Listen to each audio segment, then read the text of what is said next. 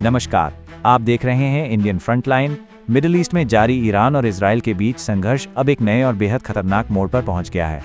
इस युद्ध में पहली बार ईरान ने क्लस्टर बम का इस्तेमाल किया है, एक ऐसा हथियार जिसे अंतर्राष्ट्रीय समुदाय आमतौर पर मानवता के खिलाफ माना जाता है।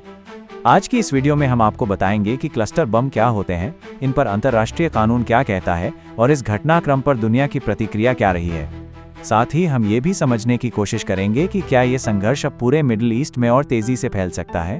ईरान ने इजराइल के दक्षिणी हिस्से बेरशेबा शहर के पास स्थित सोरोका मेडिकल सेंटर को निशाना बनाया। इस हमले में जिस मिसाइल का इस्तेमाल हुआ उसमें क्लस्टर म्यूनिशन वॉरहेड लगाया गया था।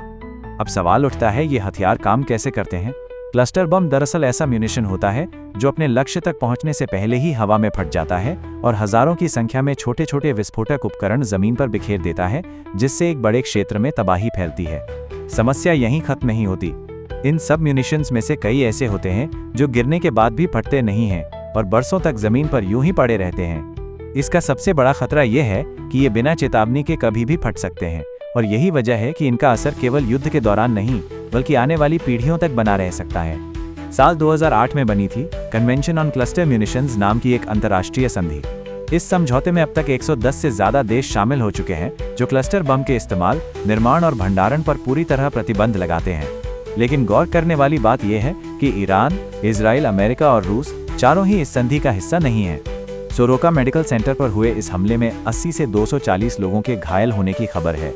इजराइल ने इस स्ट्राइक को स्टेट स्पॉन्सर टेररिज्म और एक सीधा युद्ध अपराध बताया है। अंतर्राष्ट्रीय नियमों के मुताबिक मेडिकल सेंटर और अस्पताल जैसे असैन्य ठिकानों पर हमला एक गंभीर उल्लंघन माना जाता है, जिसे युद्ध के दौरान मानवाधिकारों के खिलाफ अपराध की श्रेणी में रखा जाता है। ईरान के इस हमले के तुरंत बाद इजराइल ने भी जबरदस्त जवाबी कार्रवाई की। करीब 60 से ज्यादा फाइटर जेट्स ने ईरान के भीतर 120 टारगेट्स को निशाना बनाया।